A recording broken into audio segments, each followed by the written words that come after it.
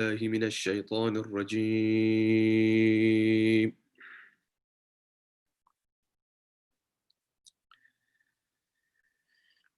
بسم الله الرحمن الرحيم.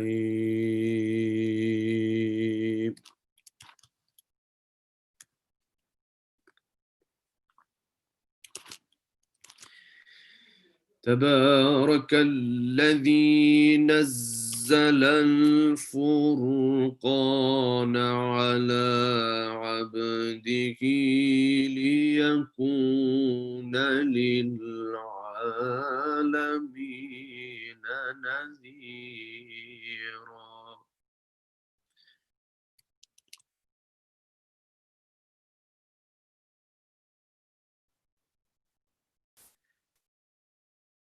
الذي له ملك السماوات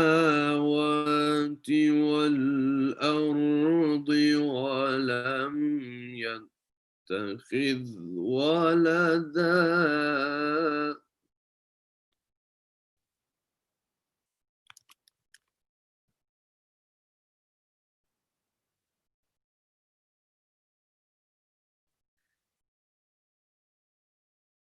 ولم يتخذ ولدا ولم يكن له شريك في الملك وخلق كل شيء فقدره تقديرا.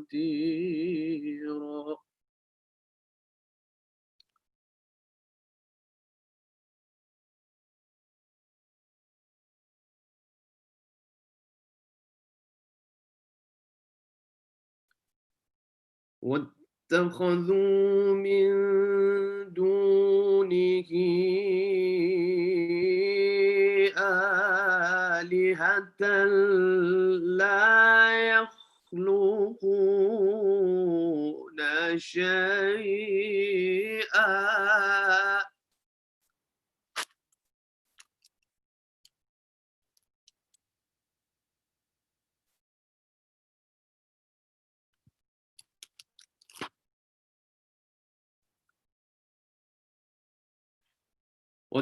واتخذوا من دونه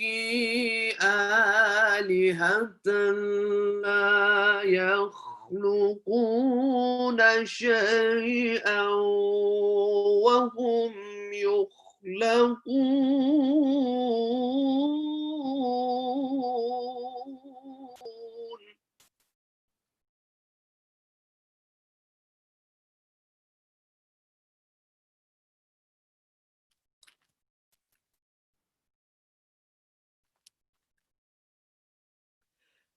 ولا يملكون لأنفسهم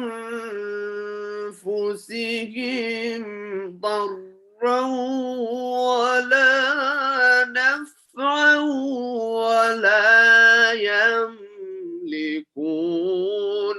موتا ولا حياة ولا نشورا.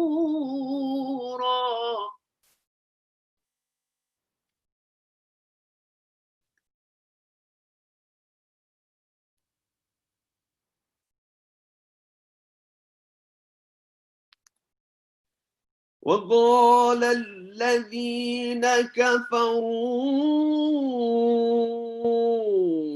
إن هذا إلا إفك افتراه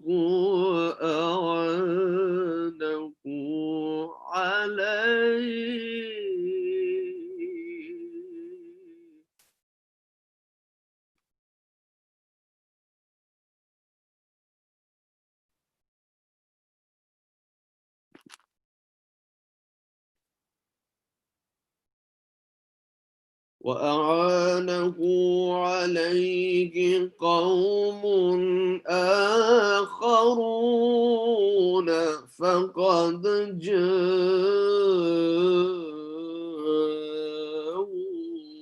ظلما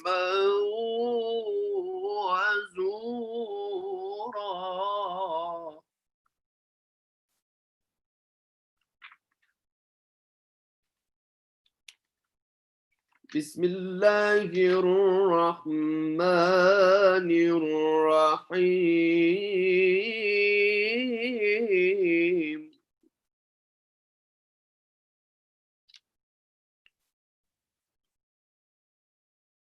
إذا جاء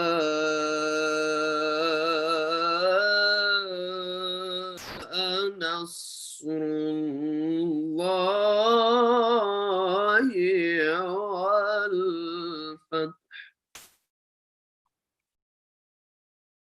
ورأيت الناس يدخلون في دين الله أفواجا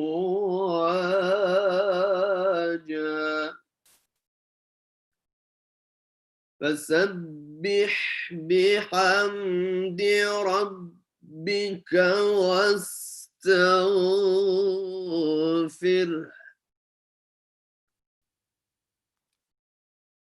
فسبح بحمد ربك واستغفره إنه كان توابا صدق الله العلي العظيم.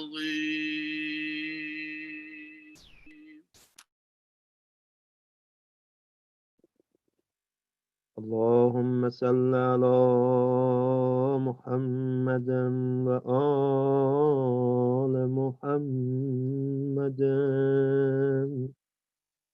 وعجل فرجهم.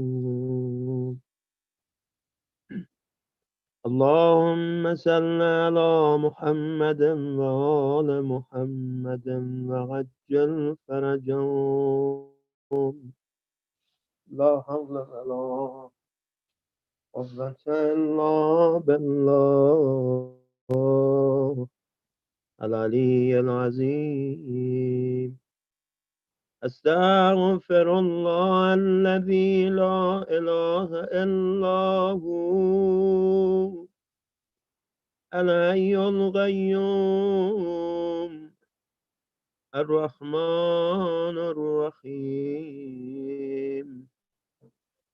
ذو الجلال والإكرام وأتوب إليه من جميع ظلمي وجرمي وإسرافي على نفسي وأتوب إليه. حسبنا الله ونعم الوكيل نعم المولى ونعم النصير. اللهم كل وليك الحجة ابن الحسن صلواتك عليه وعلى آبائه في هذه الساعة وفي كل ساعة وليا وحافظا وقائدا وناصرا ودليلا وعينا حتى تسكنه أرضك تبعا وتمتعه فيها سبيلا. بنیابت از همه شهدا شهید فخری زاده همه شهدا امام شهدا انشاءالله فیض ببرن. همه گذشتگان و اموات پدران و مادرانمون اسیران خاک فیض ببرن انشاءالله. تعجیل در فرج امام زمان، برآورده شدن حاجات، شفا همه مریضا، مریضه مد نظر انشاءالله، همه مریضای کرونایی رو انشاءالله گرفتار این مریضی هستن، تو بستر بیماری و تو بیمارستان ها همشون انشاءالله به حق آقا امام زمان، به مدد امام زمان انشاءالله سلامتیشون رو به دست بیارم. رفع گرفتاری و مشکلات، برآورده شدن حاجات، نابودی دشمنان اسلام، پیروزی رزمندگان اسلام انشاءالله، قربتا الله عاشورا میخوانیم. اعوذ بالله من الشیطان الرجیم، بسم الله الرحمن الرحیم. السلام علیک یا ابا عبدالله، السلام علیک یا ابن رسول الله، السلام علیک یا خیرة الله و ابن خیرته، السلام علیک یا ابن امیر المؤمنین و ابن سید الوصیین، السلام علیک یا ابن فاطمة سیدة نساء العالمین، السلام علیک یا ثار الله و ابن الثاره و المتر الموتور، السلام علیک وعلى الأرواح التي حلت بفنائك، عليكم مني جميعا سلام الله أبدا ما بقيت وبقي الليل والنهار. يا أبا عبد الله، يا أبا عبد الله، يا أبا عبد الله، لقد عظمت الرزية وجلت وعظمت المصيبة بك علينا وعلى جميع أهل الإسلام، وجلت وعظمت مصيبتك في السماوات على جميع أهل السماوات. فلعن الله أمة أسست أساس الظلم والجور عليكم أهل البيت، ولعن الله أمة دفعتكم عن مقامكم فأزالتكم عن مراتبكم التي رتبكم الله فيها، ولعن الله أمة قتلتكم، ولعن الله الممهدين لهم بالتمكين من قتالكم. برئت إلى الله وإليكم منهم ومن أشيائهم وأتباعهم وأوليائهم. يا أبا عبد الله، يا أبا عبد الله، يا أبا عبد الله، أني سلم لمن سالمكم وحرب لمن هاربكم إلى يوم القيامة. ولعن الله آل زياد وآل مروان، ولعن الله بني أمية غاصبا، ولعن الله ابن مرجان، ولعن الله عمر بن سعد ولعن الله شمرا ولعن الله أمة أسرجت وألجمت وتنقبت لقتال بأبی انت به امی پدر و مادرم به فدای تو آقا جان. این شهدا با این ذکر جون دادن به ابی انت و امی. انشاءالله که شرمنده شهدا نشی. لقد عظم مصابی بک فأسأل الله الذي أكرم مقامك وأكرمني بك أن يرزقني طلب أثارك مع إمام منصور من أهل بيت محمد صلى الله عليه وآله. اللهم اجعلني عندك بجيا بالحسين علیه السلام فی الدنیا و الاخره. امشب متوسل به خانم فاطمه معصومه سلام الله علیه هستیم انشاءالله به حق ایشان که مقامشون عظیم هست در دنیا و آخرت.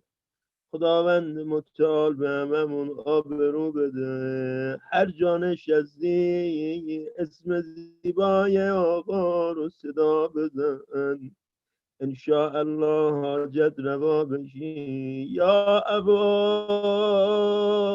عبدالله یا ابا عبدالله یا ابا عبدالله انی اتقرب الی الله و الی رسوله و الی امیر المؤمنین و الی فاطمه و الی الحسن و الیک بموالاتک و بالبراءة ممن اسس اساس ذلك و بنا علی بنیانه و جرى فی ظلمه و جوره علیکم و علی اشیائکم برئت الی الله و الیکم منهم و تقرب الی الله ثم الیکم بموالاتکم و موالات ولیکم و بالبراءة من اعدائکم و الناصبین لکم الارض و بالبراءة من اشیائهم و اتباعهم. عهد و پیمان رو تازه کنیم. هر جایی از دی زمزمه کن انی سلمان لمن سالمکم و حرب لمن حاربکم و ولی لمن والاکم و عدو لمن عاداکم. فأسأل الله الذي أكرمني بمعرفتكم ومعرفة أوليائكم. اگه معرفتی دارم از در خانه شما دارم و رزقنا البراءة من أعدائكم ان یجعلنی معکم فی الدنیا و الاخره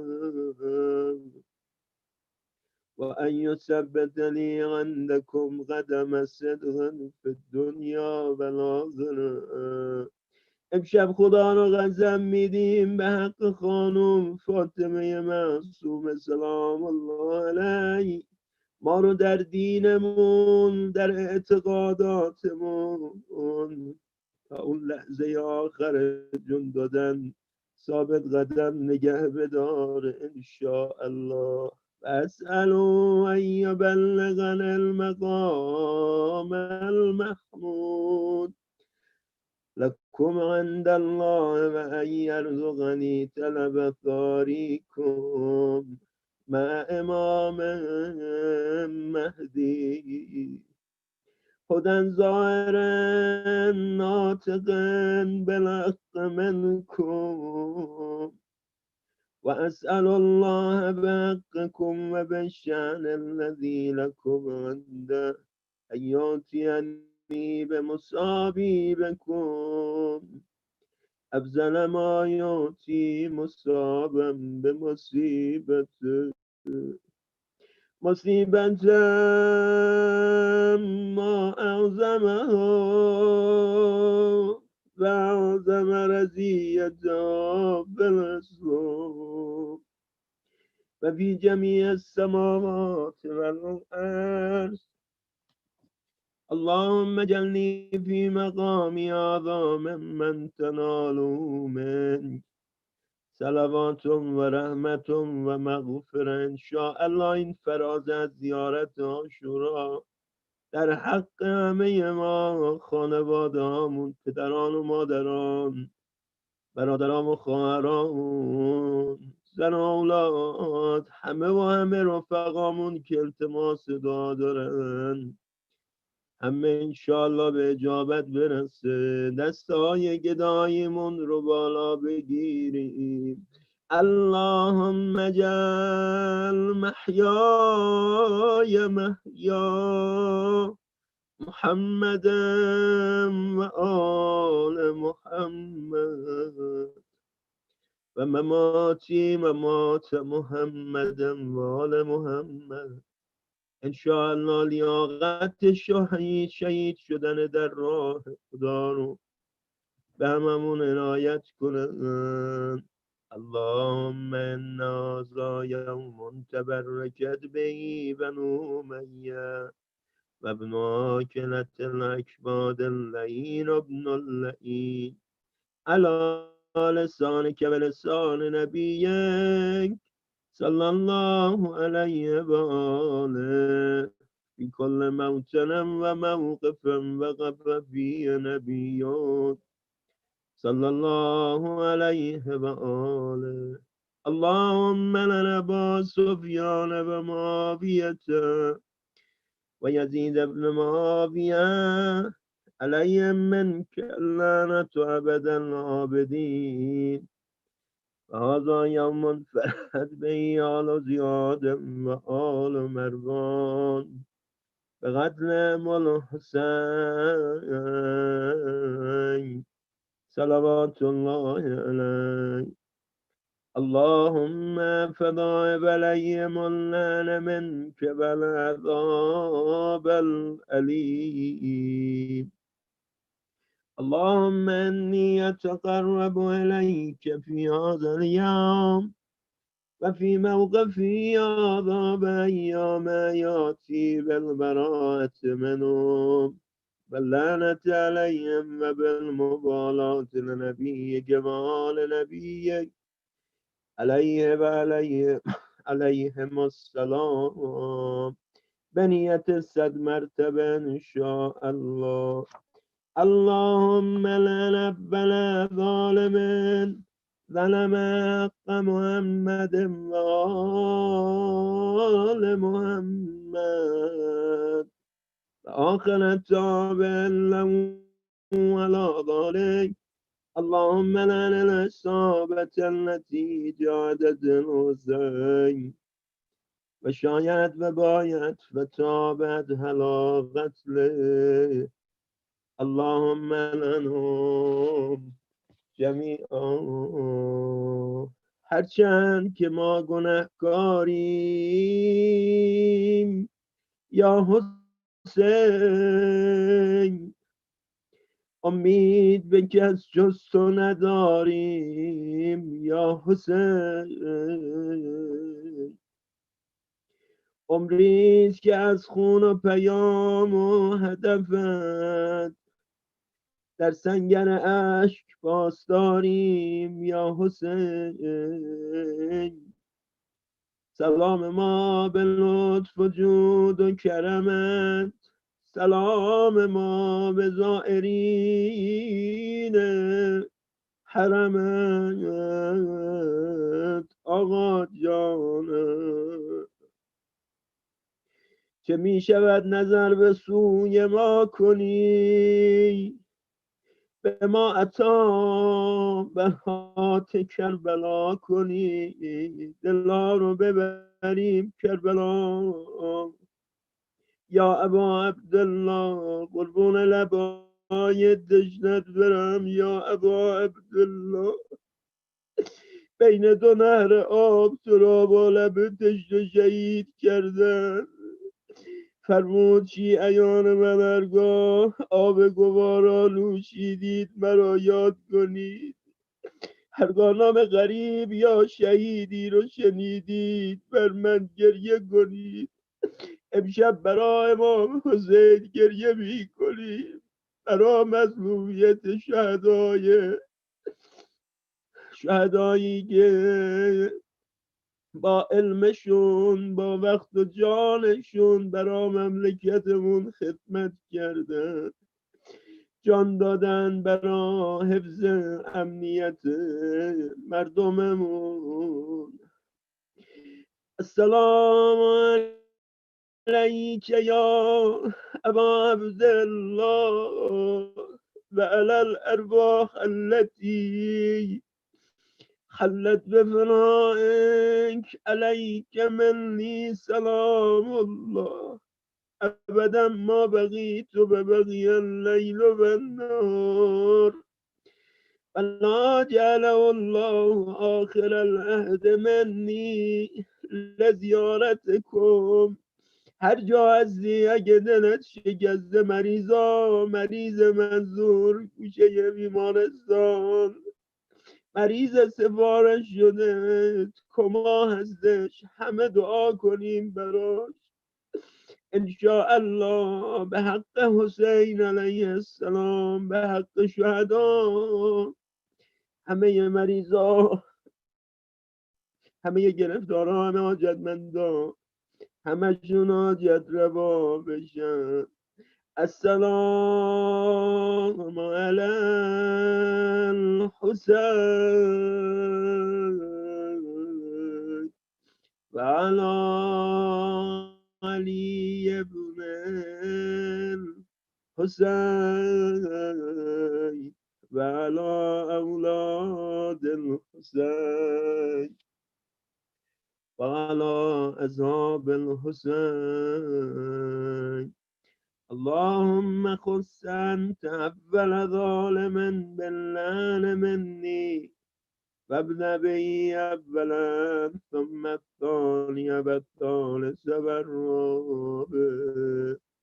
اللهم لن يزيد خامسا ولن عبيد الله بن زياد وابن مرجان وعمر بن سعد وشمرا وآل أبي سفيان وآل زياد وآل مروان الى یوم القیامه.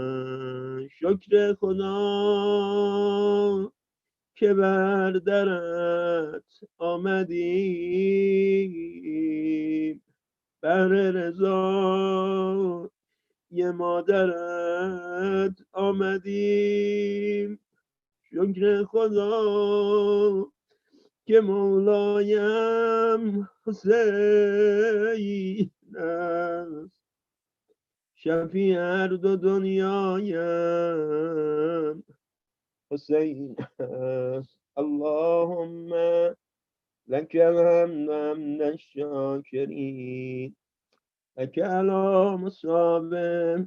الحمد لله علی عظیم رضیتی، اللهم ارزقني شفاعة الحسين يوم الورود وثبت لي قدم الصدق عندك مع الحسين وأصحاب الحسين الذين بذلوا مهجهم دون الحسين عليه السلام ببركة الصلوات بر محمد وآل محمد.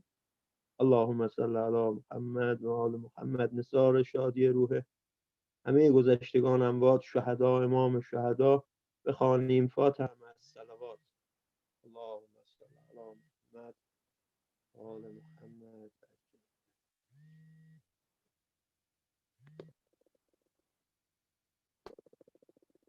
الو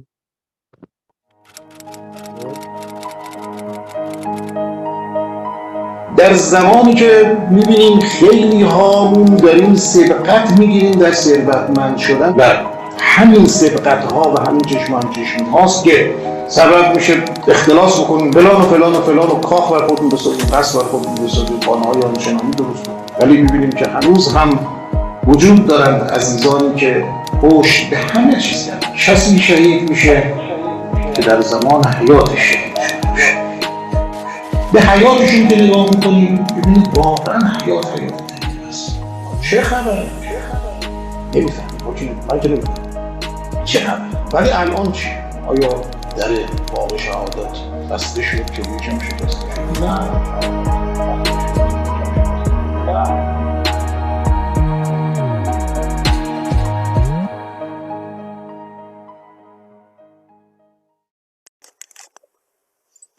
أعوذ بالله من الشيطان الرجيم. بسم الله الرحمن الرحيم، والصلاة والسلام على أشرف الأنبياء والمرسلين، حبيب قلوبنا وشفيع ذنوبنا وطبيب نفوسنا بالقاسم المصطفى محمد وعلى آله الطيبين الطاهرين. Respected brothers and sisters, Assalamu alaikum wa rahmatullahi wa barakatuh.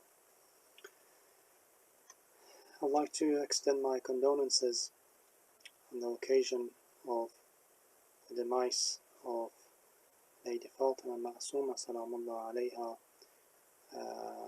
which was a few days ago, and we ask Allah subhanahu wa ta'ala to resurrect us with this great lady, to enable us to benefit from her shafa'ah, from her intercession, and also grant us the visitation of Lady Ma'asuma in Qom, inshallah. What I would like to discuss, reflecting upon this great personality, is a bit about her position and maybe a few lines of her ziyarah, which again highlights the great positions that she holds. And also the last point is about the intercession, that the position of intercession that she has. What are some of the elements that we can focus on in our practical lives to be able to benefit from the shafa'ah of this great lady, as well as other imams and other ma'sumeen. Now, as you know, there are many different traditions about the greatness of this lady, the greatness of visitation of her shrine. In one tradition, her brother Imam al-Rada salamullah alayhi mentions, "Man zaraha falahul jannah." Whoever visits Lady Fatima Ma'asuma in Qom, then his place, his abode will be paradise. Of course, with the condition that when you visit this great lady or other blessed shrines, we do not ruin, we do not destroy that spirituality, that light, that position that we have gained by visiting them. This is something very important to keep in mind. In another tradition we have from the 6th Holy Imam, Imam Sadiq salamullah alayhi, he said, "Man zaraha arifan bihaqqiha falahul jannah." The Imam puts a condition, qualifies it. It is not any sort of visitation. It is not the visitation of the body only. It is the visitation of the soul, that the human being, when they approach, when they have the honor, they have the opportunity to visit the shrine of such individuals, they need to have some sort of ma'rifah, some sort of understanding of before whom they are standing, before whom they are reciting their salams, they are passing on their salutations. Of course, this ma'rifah which needs to be coupled with action, coupled with following, coupled with true devotion to those individuals. In another tradition we have again from Imam Rida alayhi salam, he said, "Man zara al-ma'sumata biqum kaman zarani." It says the benefit and the light that you gain from visiting this great lady in the holy city of Qom is as though it is like visiting me. So the light that you gain from visiting Imam Rida salamullah alayhi is similar to the light that you gain, that spirituality that you gain, that grace that you receive when you visit the shrine of Lady Ma'asuma in Qom. And then there are other traditions about the great position of shafa'ah that she has. In another tradition, the sixth Imam says, وَتَدْخُلُ بِشَفَاعَتَهَا شِيعَتِي الْجَنَّةِ بِأَجْمَعِهِمْ. That through the intercession of Lady Ma'asuma, many of her followers, in fact all of her true followers, will go to paradise because of her intercession. That's why in her ziyarah we recite also, Ya Fatima ishfa'i li fil jannah. O Fatima, we ask you that Allah subhanahu wa ta'ala has given you this position, then intercede on our behalf. And we find that the place of burial of this great lady until today, the benefits that it has. One of the greatest seminaries, places of research, places of intellectual discourse, understanding. Our seminary is based in this blessed city. And we know and we read how some of the greatest of our ulama and maraja, they see themselves indebted to the blessings which they have received from this great lady. I remember it is written about Ayatollah Mar'ashi Najafi that it is said that through the 60 years that he lived in the holy city of Qom, whether it was summer, whether it was winter, he would go in the middle of the night just before Fajr time. So whenever they open the haram, he is the first person to visit this great lady.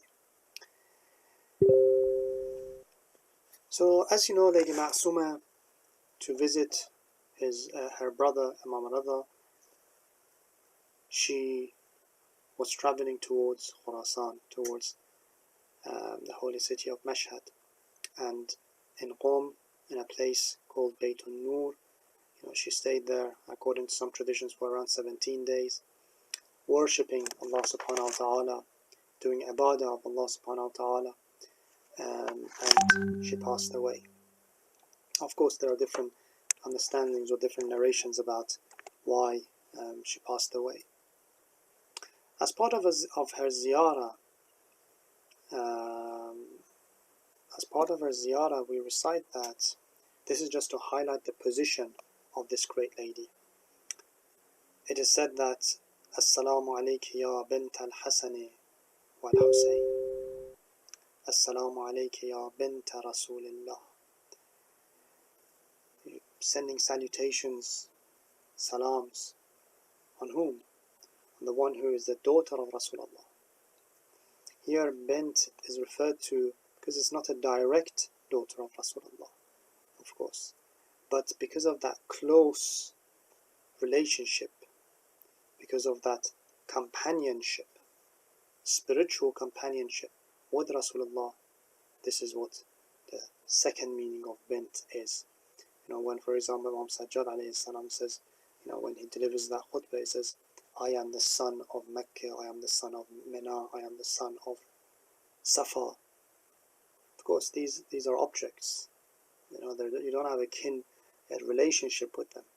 But because of the closeness that the personality of the Imam has with the principles of these blessed places, that's why this close connection is mentioned. Assalamu alayki ya bint Amir al-Mu'minin. Assalamu alayka ya ukhta waliyillah. Ukhta waliyillah.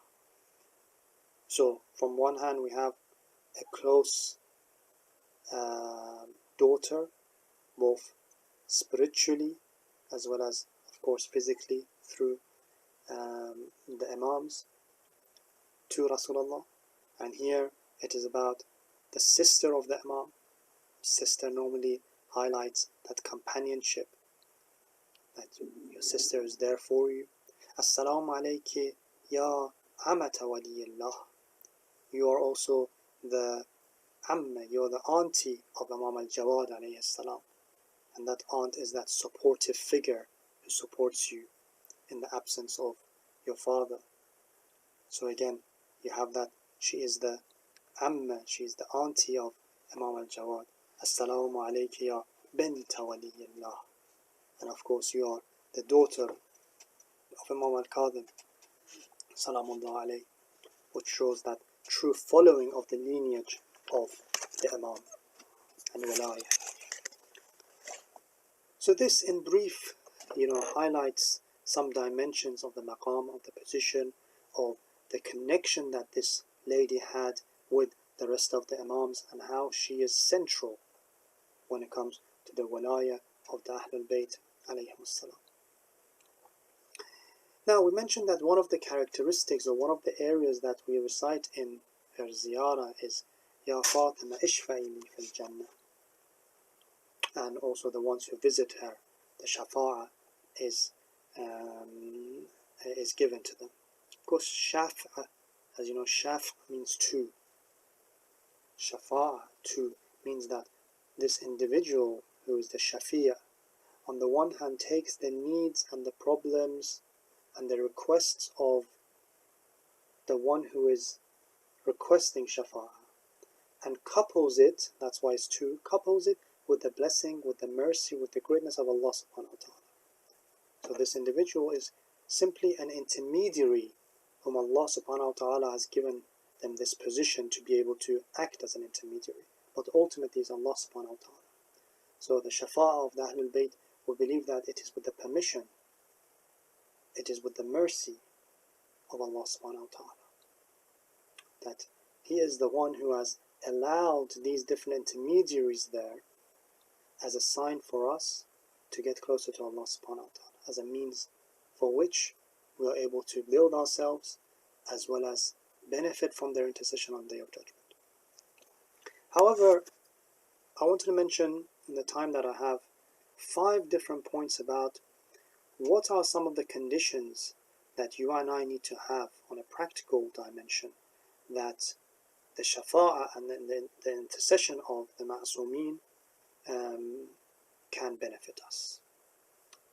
Sometimes we think by simply claiming, confessing our love to the Ahlul Bayt, this enables us to be a recipient of this shafa'ah, which is not the case. There is more to it. We find that, number 1, the permission and the satisfaction of Allah subhanahu wa ta'ala, the rida of Allah subhanahu wa ta'ala, Allah subhanahu wa ta'ala being pleased with this is one condition. We have in Surah Al-Anbiya, verse number 28, Allah subhanahu wa ta'ala says, لا يشفعون إلا لمن ارتضى وهم من خشيته مشفقون. That no one is able to intercede on behalf of anyone except those whom Allah subhanahu wa ta'ala is pleased with. So that's important that we strive to gain this satisfaction. Otherwise, no one is able to do anything for us. That's number 1. Number 2, true following, true relationship with the Holy Ahlul Bayt, and on top of them, Rasulullah Muhammad sallallahu alayhi wa sallam. True following, not a following which comes once a year, not a love and affection which is sometimes there or is very superficial. Of course, all of that is good, is important. However, it needs to be a gateway for us to try to emulate the Ahlul Bayt in our lives. So the number 2 is true following of the Ahlul Bayt and Rasulullah. We have in one tradition from the Holy Messenger of God, إلزموا مودتنا أهل البيت فإنه من لقي الله يوم القيامة وهو يودنا دخل الجنة بشفاعته. He says that ensure that you have this true mawadda. Mawadda is not just love. Mawadda is a love which comes with responsibility. Mawadda is a love that, when you have this mawadda, because of that love, you try to change yourself because of that individual that you love. It's not a superficial, selfish love. So whoever has this type of love on the Day of Judgment when he meets Allah subhanahu wa ta'ala, then they will enter paradise through our intermediary, through our shafa'ah. That's number 2. Number 3, what the hadith mentioned is abstinence, keeping away from that which is haram, not disobeying Allah subhanahu wa ta'ala, not doing anything which is bad, which is evil, not harming yourself, not harming any human being, any creation, let alone human being, not allowing the slightest discomfort and disturbance from you to reach anyone or anything. This is another condition, that we need to know the boundaries of God, so we do not transgress those boundaries, because if we do, then we are at the risk of being deprived from the shafa'ah or the معصومه. That's number 3. Number 4, there is a special hadith which is related to salah, to prayers, which Imam as-Sadiq alayhi salam mentions, لا ينال شفاعتنا من استخف بالصلاة. Our intercession does not reach, is not able to do anything for the one who takes prayers lightly, highlighting the importance and centrality of prayers in our life. Because إن الصلاة تنهى عن الفحشاء والمنكر. It is not just the superficial prayers, of course. It is the prayer which is supposed to keep us away from evil. It is a prayer which is enabling us to do good, to serve the creation of God, to become better human beings, to become valuable contributors towards this world that we live in. That's the true salah. The true salat and prayers, which is the upholding of prayer. It is aqamus salat, aqimus salat, not just reciting prayers. It is upholding, like a tent that is upheld with pillars. Well, this is very important, that we pay special careful attention to our prayers, to the time of our prayers, to the concentration that we have in prayers, and freeing ourselves from everything when we speak into Allah subhanahu wa ta'ala. And when we do that, it is going to enable us that after our prayer is different to the before of our prayers. That's number 4. And the final point, number 5, is to keep away from dhulm, oppression. To keep away from oppression. Allah subhanahu wa ta'ala mentions in Surah Al-Ghafir, verse number 18, أعوذ بالله من الشيطان الرجيم ما للظالمين من حميم ولا شفيع يطاع.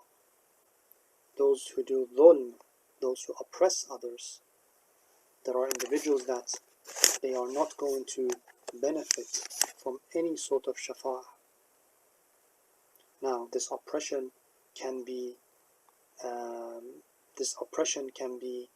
due to us taking other people's rights, not paying their rights, or it could be oppressing ourselves, oppressing our bodies, oppressing the amana that Allah subhanahu wa ta'ala has given us.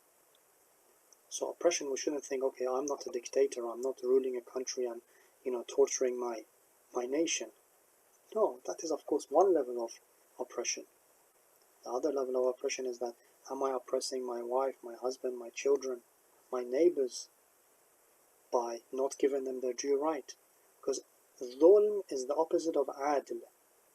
Adl is justice. وَضْعُ الشَّيْءِ فِي مَوْضِعِهِ. Adl is when you give everything its due rights. When you treat your mother the way you should treat them, the way they deserve to be treated.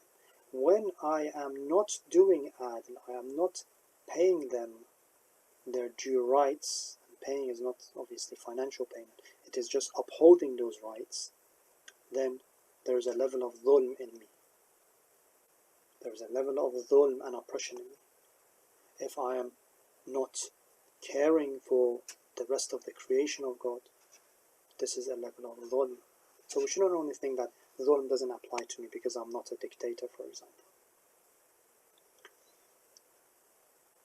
So this is the 5th point. So in summary, remembering this great lady, Lady Fatima Ma'asuma, we first mentioned about the significance of the visitation of her blessed shrine. And we have many traditions about how sacred the land of Qom is, how it is the household, the stronghold of the Ahlul Bayt, and how an individual needs to have ma'rifah of this blessed lady, and the visitation of this great lady has the potential to grant us paradise. Of course, if we do not ruin, if we do not destroy the reward, the position that we have gained. The second dimension, we read some parts of the ziyarah of Lady Fatima Ma'asuma, highlighting how central and the connection that she had with Walaya, with the rest of the Imams. That was the second area. And the third area which we looked at is that one of the greatest virtues of Lady Fatima Ma'asuma is her position to shafa'ah on behalf of her lovers. But this shafa'ah comes with action. It comes with certain responsibilities. And we said there are 5 of those that we need to focus on. Number 1, Allah subhanahu wa ta'ala needs to be satisfied with us. We need to be pleased by Allah subhanahu wa ta'ala. And what the Ahlul Bayt have as far as the maqam of shafa'ah is concerned is given to them by Allah subhanahu wa ta'ala. Number 1. Number 2, true following, true guardianship and walaya and friendship of the Ahlul Bayt and the Holy Prophet Muhammad sallallahu alayhi wa sallam. Number 3, abstinence from sinning. Number 4, special attention to prayers.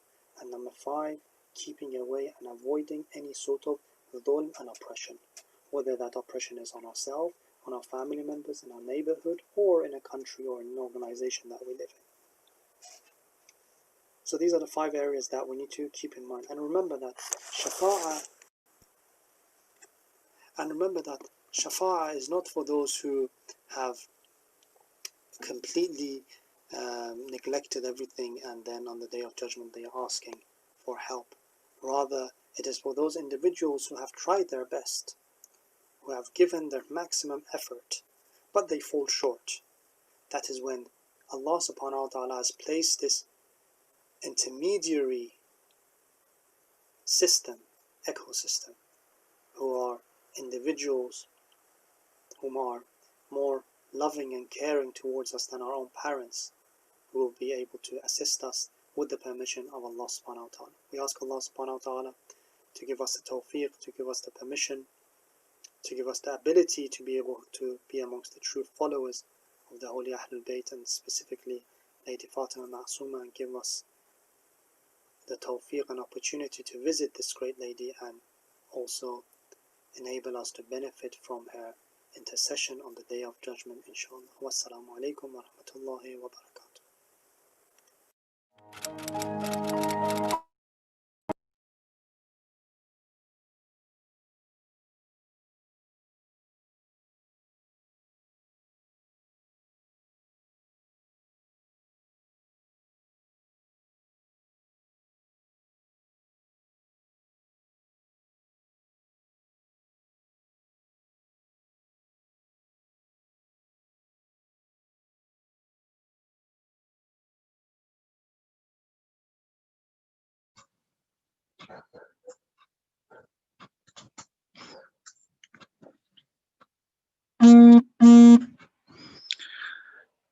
اللهم صل على محمد وآل محمد. اللهم صل على فاطمة وأبيها وبعلها وبنيها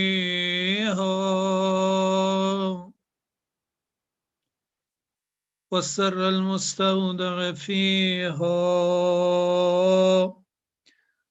بعدد ما أحاط به علمك. اللهم كن لوليك الحجة ابن الحسن صلواتك عليه وعلى آبائه في هذه الساعة وفي كل ساعة وليا وحافظا وقائدا وناصرا ودليلا وعينا حتى تسكنه أرضك طوعا وتمتعه فيها طويلا. ای با نگاه قربت من آشنا بیا،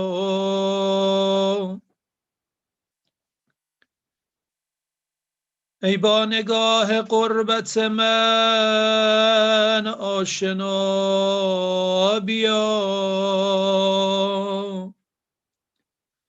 وی با سکوت بی کسیم هم صدا بیا. آقا جانم عمریست از فراق تو قلبم شکسته است. یوسف فاطمه عمریست از فراق تو قلبم شکسته است. پای هزار قصه شدم مبتلا بیا. آقا جانم به داد شیعیانتون برسید. آقا جانم، آقا جان بیمار زیاده، گرفتاری زیاده، دستمون به دامن شماست. شما صاحب امر مایی، شما امام زمان مایی. درد دلمون رو کجا ببریم الا به محضر با کرامت شما. کنج دلم به مقدم تو سفره چیدم، کنج دلم به مقدم تو سفره چیدم. ای میهمان خوش قدم، ای آشنا بیا. یا ابن الحسن، یا ابن الحسن، یا ابن الحسن. آهی بهار بی تو در این باغ آرزو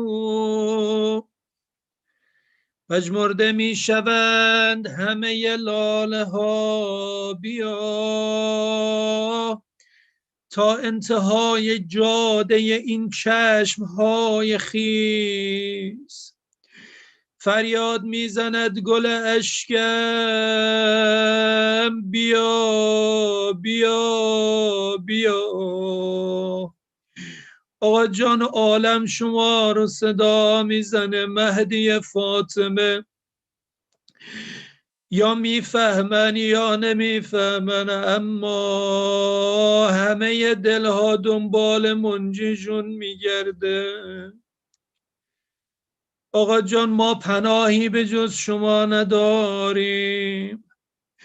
امشبم میخوایم متوسل بشیم به عمه جانتون بی فاطمه معصومه.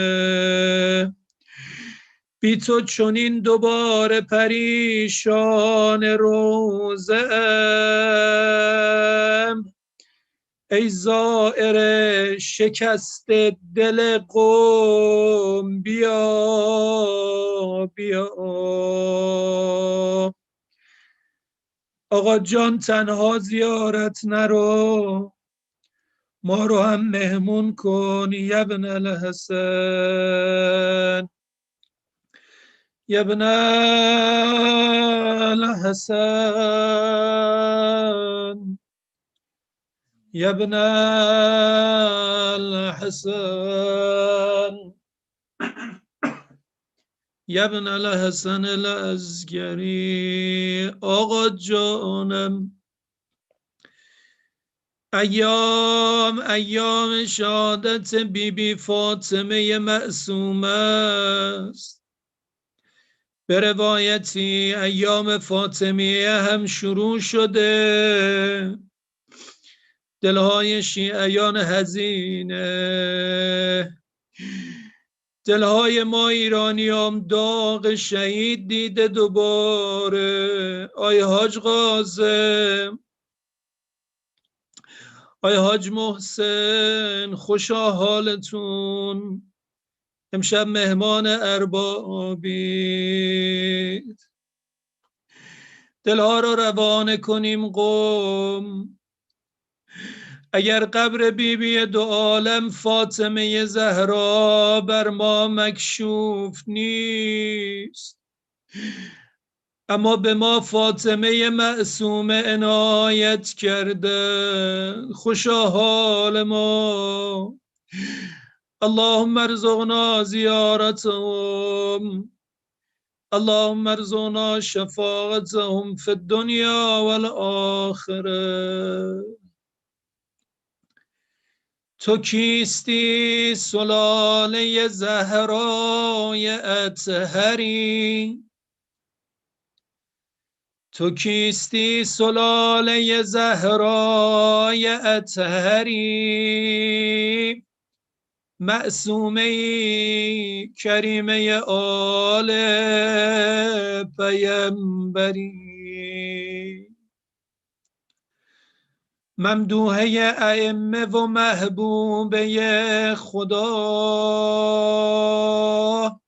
احمد خصایل استی و صدیق منظری، باب الکرم سلاله باب الحوائجی. دختر موسی بن جعفر، امشب متوسلیم، مریض داریم، گرفتاری داریم. بیبی جانم، شما دختر باب الحوائج موسی بن جعفری، باب الکرم سلاله باب الحوائجی.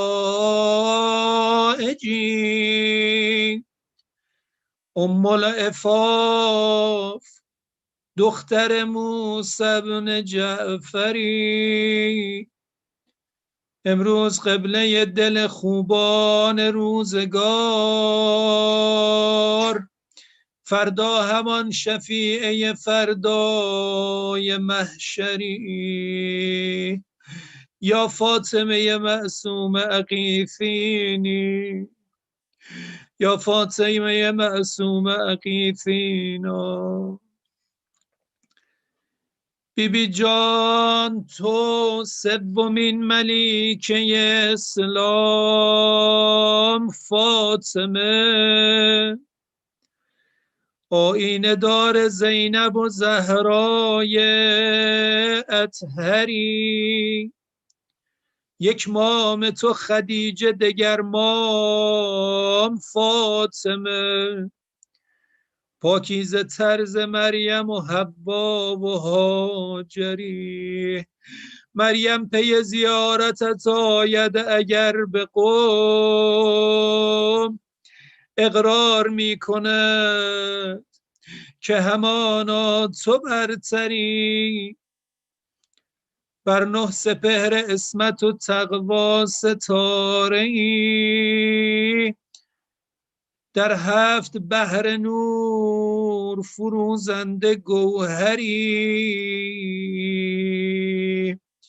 هم 4 نجل پاک رضا را تو گوهری، هم 8مین ولی خدا را تو خواهری. میگن این خانم تنها خواهریه که از مادر با آقامون امام رضا یکی بوده. خیلی خواهر و برادرای دیگم داشتن آقا علی ابن موسی رضا، اما فاطمه معصومه اون خانومیه که امام رضا فرمود هر که خواهرم رو زیارت کنه انگار من امام رضا رو زیارت کرده. امشب از راه دور زائر شما این بی فاطمه معصومه. لذا آقا امام رضا نامه‌ای نوشتن، رسید به دست خواهر تو مدینه. نامه رو بوسید، نامه رو بویید، به سینه چسبان، بوی امام رضا رو استنشاق میکنه. صدا زد دلم برا برادرم رضا تنگ شده، لذا همه رو خبر کرد بی راه افتادن سمت ایران، از مدینه برن توس. میگن اطراف شهر ساوه نانجیبا حمله کردن به این کاروان. شاید 17-18 تن از سادات رو مقابل بی فاطمه معصومه شهید کرده. قربونت بشم بی جانم، مثل عمه جانشون زینب سختی شهادت بنی هاشم رو دید. به روایتی میگن تو ساوه بی رو مسموم کرده، تا اینکه بی فرمودن تا قم فاصله چقدره. عرضه داشتن بی جان فاصله ای نیست، فرمودن کمک کنید مرا به قم برسانید. یه پیکی آمد به قمی ها خبر داد، گفتن خواهر امام رضا علیه السلام داره میاد، دختر موسی بن جعفر داره میاد. ای جانم به معرفت اهل قوم، تا خبردار شدن خواهر امام رضا تو راه. میگن شهر آذین بستن، با سلام و صلوات اومدن استقبال بی فاطمه معصومه. احترام کردن خانم جان، هر جا شما اراده کنید ناقه شما همون جا سکنا میگزینه. جایی بردن همه سادات دور بی فاطمه معصومه بوده. دلها کجا ره؟ قربونت بشم بی جانم، بی جانم. بگو که مرثیه شهر شام را چه کنه؟ اینجا فاطمه معصومه رو اینگونه تکریم کرده، اما یه بیبی دو عالمی بود زینب کبرا. اینجا فاطمه معصومه رو سادات دوره کردن، محارم دور بیبی رو گرفتن. بگو که مرثیه شهر شام را چه کنم، نگاه هرزه مشتی عوام را چه کنم.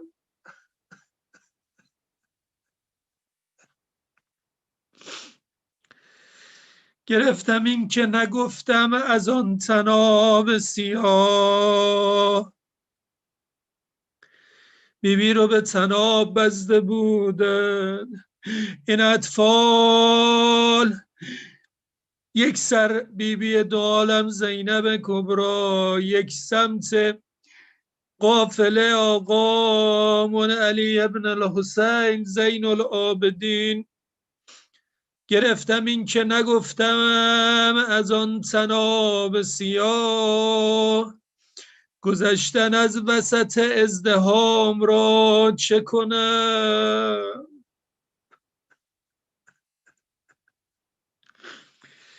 اینا ناموس کبریان، اینا اولیا مخدرهان.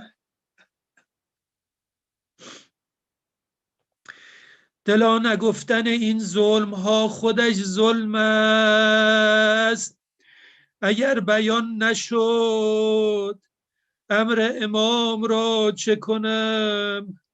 لذا وقتی به آقا زین العابدین فرمودن آقا جان کجای این سفر برای شما سخت‌تر بوده، آیا ظهر عاشورا و عتش و شهادت و تک تک به زمین افتادن بنی هاشم، آیا شهادت پدرتون ابی عبدالله 3 بار فرمودن الشام الشام الشام، صدای زجه یک کاروان اسیر کم است، صدای هل هله خاص و عام را چه کنم.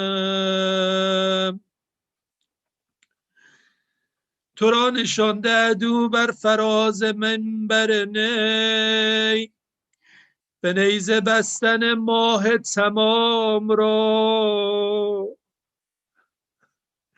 چه کنم.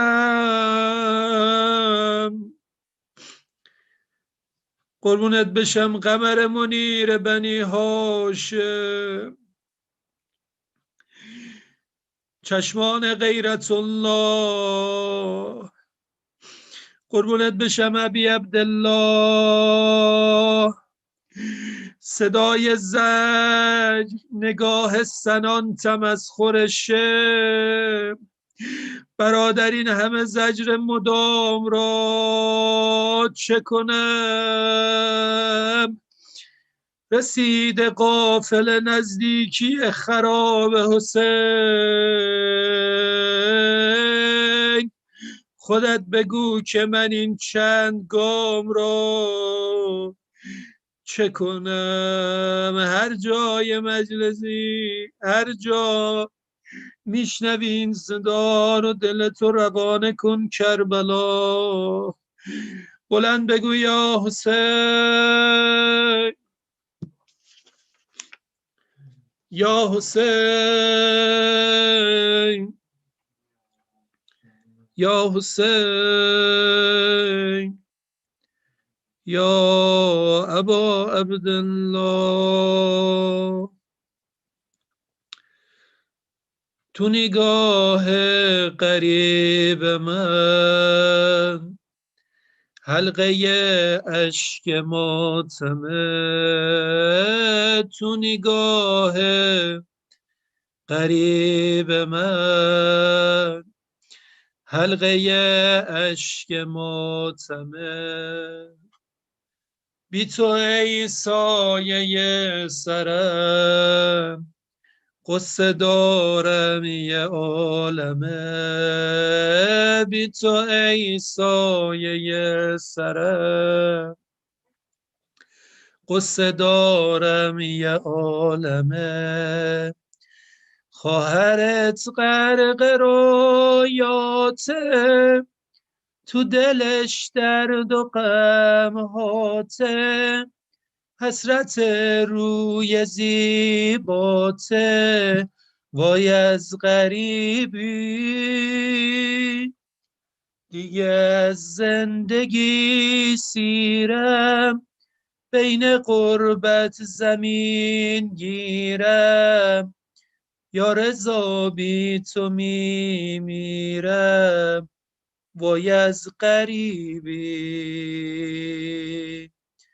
هر جا نشستی آروم به سینه بزن، عرض ادب رو کامل کنیم. انشالله خود بی فاطمه معصومه گره از کار خلق عالم باز کنه. بی جان دعا کنید. شفای مرزا، همه هیاتی ها این که بین ما بودن، رفع گرفتاری ها ایشالله به امضای امام زمانمون برسه. خواهرت غرق رویاته، تو دلش درد و غم‌هاته، حسرت روی زیباته، وای از غریبی. دیگه از زندگی سیرم، بین غربت زمین گیرم، یا رضا بی تو میمیرم، وای از غریبی. تو نگاه غریب من، حلقه اشک ماتمه، تو نگاه غریب من، حلقه اشک ماتمه. بی تو ای سایه سرم، قصه دارم یه عالمه. بی تو ای سایه سرم، قصه دارم یه عالمه. خواهرت غرق رویاته، تو دلش درد و غم‌هاته، حسرت روی زیباته، وای از غریبی. دیگه از زندگی سیرم، بین غربت زمین گیرم، یا رضا بی تو میمیرم، وای از غریبی. لحظه لحظه آه و ناله میکشم از کنج سینه، به هوای دیدن تو جون میدم دور از مدینه، جون میدم دور از مدینه. آسمون من بیرنگ غصه با دلم می جنگ، معصومه برات دلتنگ، معصومه برات دلتنگ. خواهرت غرق رویاته، تو دلش درد و غم‌هاته، حسرت روی زیباته، وای از غریبی. دیگه از زندگی سیرم، بین غربت زمین گیرم، یا رضا بی تو میمیرم، وای از غریبی. راهی عشق تو شدم، خسته دل با برادرا، اما دشمن به خون کشید همشونو پیش چشام.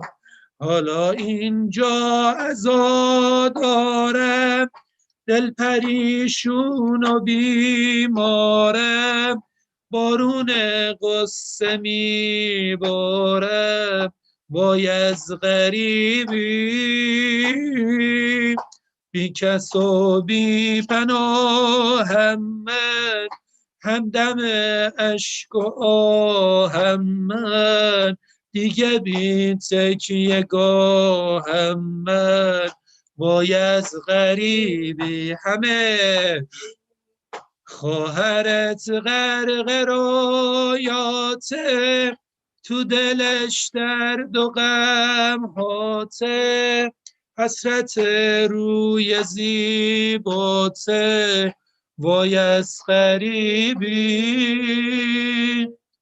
دیگه از زندگی سیرم، بین غربت زمین گیرم، سابی تو میرم، وای از غریبی.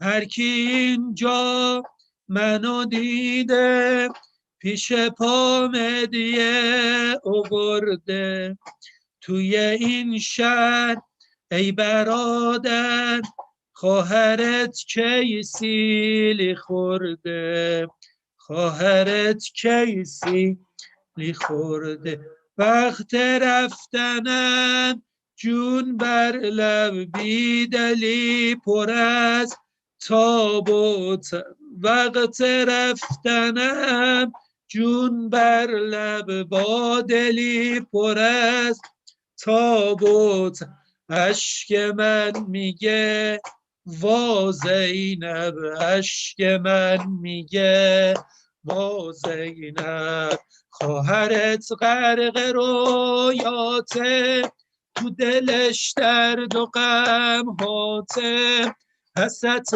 روی زیباته، وای از غریبی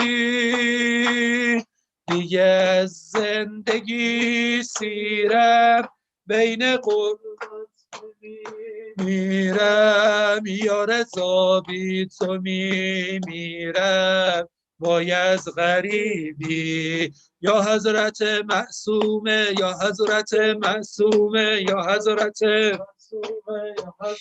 معصومه، یا حضرت معصومه، یا حضرت، یا حضرت معصومه، یا حضرت السلطان ابوالحسن، السلطان ابوالحسن، السلطان، السلطان، السلطان، السلطان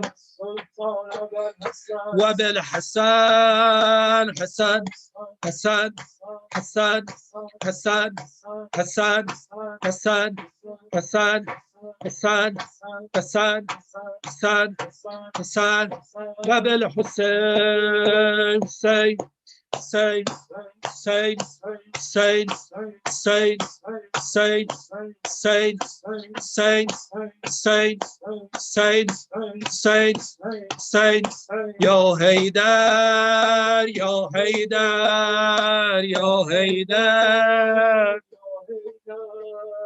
یا حیدر، یا حیدر، یا حیدر، یا زهرا، یا زهرا، یا زهرا، یا زهرا، یا زهرا، یا زهرا، یا زهرا، یا زهرا، یا زهرا، ام البنین، ام بی بنین، ام البنین، ام بی بنین، یا مهدی، یا مهدی، یا مهدی، یا حجت ابن الحسن عجل على ظهورك، یا حجت ابن الحسن، بسم الله النور، بسم الله النور، النور، بسم الله النور، بسم الله النور، النور. بریم پیشواز فاطمیه مادر سادات رو واسطه فیض قرار بدیم. بسم الله النور، بسم الله النور، النور، بسم الله النور، بسم الله النور، النور. هر کی اینجا مهمون میشه کل درداش درمون میشه. حتی اون که دلش از سنگه اینجا چشماش گریون میشه. اینجا چشماش گریون میشه. هرچی کلید تو عالمه خدا سپرد به فاطمه. برا خدا به ما سوا حضرت زهرا مقدمه. برا خدا به ما سوا حضرت زهرا مقدمه. بسم الله النور، بسم الله النور النور، بسم الله النور، بسم الله النور. هر جا هستی حضرت زهرا رو صدا. بسم الله النور، بسم الله النور النور، بسم الله النور، بسم الله النور النور. اینم به یاد شهید محسن فخری زاده بخونیم. شهیدی مظلومی که یک عمر خدمت کرد برای مملکت شیعه. خدا آقا ابی عبدالله با آغوش باز شهید ما رو خوش آمدگویی میکنه. خوشا سعادتت حاج محسن، خوشا سعادتت حاج قاسم، خوشا سعادتتون همه شهدایی که عمرشون رو تو این مسیر گذاشتن و مزدشون رو گرفتن. ما که عشق و باور داریم چه باکی از محشر داریم. تنها میشن همه اما ما صاحب داریم، مادر داریم، صاحب داریم، مادر داریم. قیامت قیامت مردن برا شهادت. قیامت قیامت مردن برا شهادت. قسم به عشق که فاطمه اصل اصیل شفاعت. قسم به عشق که فاطمه اصل اصیل شفاعت. دنیا از نورش نورانی تا نورانی. بسم الله النور، بسم الله النور النور. سرمشق زندگانی ما فاطمیه است. سرمشق زندگانی ما فاطمیه است. ایام کامرانی ما فاطمیه است. دل را گره به موی ولایت زدیم و بست. میثاق آسمانی ما فاطمیه است. یک لحظه در هیاهوی غم گم نمی شویم. چرا یک لحظه در هیاهوی غم گم نمی شویم؟ پیداترین نشانی ما فاطمیه است. بسمک العظیم الاعظم الأعز الأجل الأكرم بفاطمة وأبيها وبعلها وبنيها والسر المستودع فيها. يا الله يا الله يا الله يا الله يا الله يا الله يا الله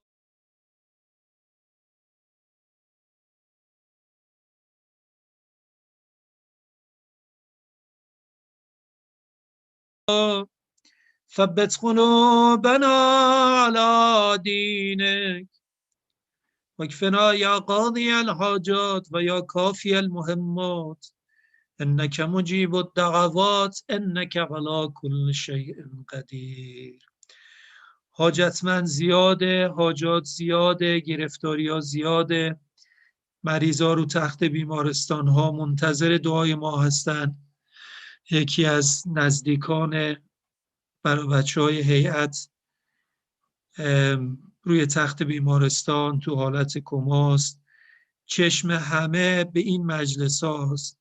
انشالله که خداوند به حق بیبی فاطمه معصومه، به حق باب الحوائج موسی بن جعفر، به حق آقامون امام حسن مجتبی کریم اهل بیت، به حق بیبی فاطمه زهرا سلام الله علیها گره از کار عالم باز کنه، مرزای ما رو شفای عاجل عنایت کنه. 5 مرتبه آیه شریفه امن یجیب رو با توجه کامل بخونیم انشالله که گره گشا باشه. اعوذ بالله من الشیطان الرجیم. امن یجیب المضطر اذا دعا و یکشف السوء. فرج امام زمان. امن یجیب المضطر اذا دعا و یکشف السوء. شفای مرزا. امن یجیب المضطر اذا دعا و یکشف السوء. رفع گرفتاری ها. امن یجیب المضطر اذا دعا و یکشف السوء. نابودی دشمنان دینت خدایا. امن یجیب المضطر اذا دعا و یکشف السوء. امن یجیب المضطر اذا دعا و یکشف السوء. در فرج آقا امام زمان ما تعجیل بفرما. ما را از اعوان و انصار و یاران و شیعیان آقامون قرار بده. توفیق شهادت در رکاب حضرت حجت روزی ما بگردان. گناهان ما ببخش و بیامرز. عاقبت ما ختم به خیر بفرما. دعاهای آقا و مولا و صاحب امر ما رو در حق ما و مردم ما به اجابت برسان. مرزای اسلام، مرزای شیعه، مریض منظور، مریضه منظوره، به کرم خودت شفای عاجل عنایت بفرما. خدای گرفتاری ها کم و کوتاه بگردان. اسرا و آزادی کرامت کن. کید و مکر دشمنان دینت رو به خودشون برگردان. خدایا خداوندا بر توفیقات مسئولین و خدمتگزاران و مقام عظمای ولایت بیفزای.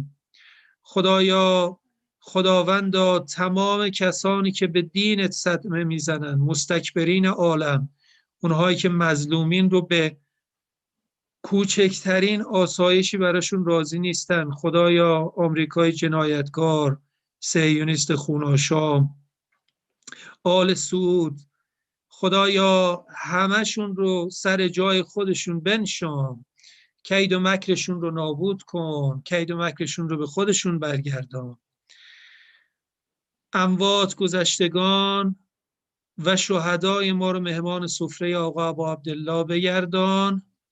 به ویژه یاد کنیم حاج آقا محسن فخری زاده، شهید والا مقام، دانشمند عالی قدر.